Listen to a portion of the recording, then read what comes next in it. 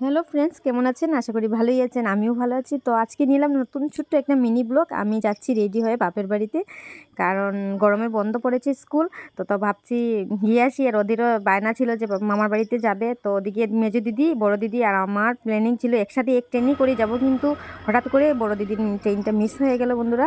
তো মেজো দিদি এসে গেল এই যে স্টেশনে। আমি আর মেজো দিদি একসাথে চলে যাচ্ছি। দিদি বললো, বন্ধুরা তোরা যা, আমি আসছি অল্প পরে। আমার তো ট্রেনটা মিস হয়ে গেল। আর মাকে না ওদিকে বলা হয়নি যে আমরা আসছি। হঠাৎ করে আমি এই যে স্টেশনে এসে ফোন করলাম যে মা আমরা আসছি, তুমি রান্নাবান্না করে রাখো। মা তো না পুরোটা দিন কাজেই ব্যস্ত থাকে বন্ধুরা, খাওয়া দাওয়া করে না একদম একা। তো তাই খাওয়া দাওয়াই ঠিক নেই আর রান্নাবান্নারই ঠিক নেই। তো ফোন করে দিলাম, জানি না কি করছে না করছে। তো আমরা ফাইনালি বন্ধুরা আমরাও স্টেশনে এসে পড়লাম। লাস্ট স্টেশন আনিপুর স্টেশনে এসে একটা অটো করে চলে যাব বাবার বাড়িতে।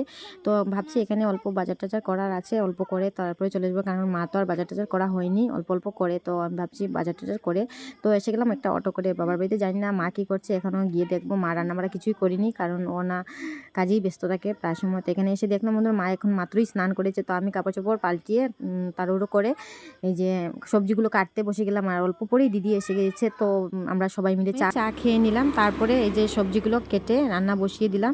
তো আজকের জন্য এতটুকু বন্ধুরা। কেমন লাগলো আমার এই ছোট্ট মিনি ব্লগটা অবশ্যই কমেন্ট করে বলবেন। তো আজকের জন্য টাটা, বাই বাই। ভালো থাকবেন, সুস্থ থাকবেন প্লিজ বন্ধুরা। ফলো করে দেবেন আর দেখা হচ্ছে নেক্সট ভিডিওতে। তো আজকের জন্য টাটা, বাই বাই।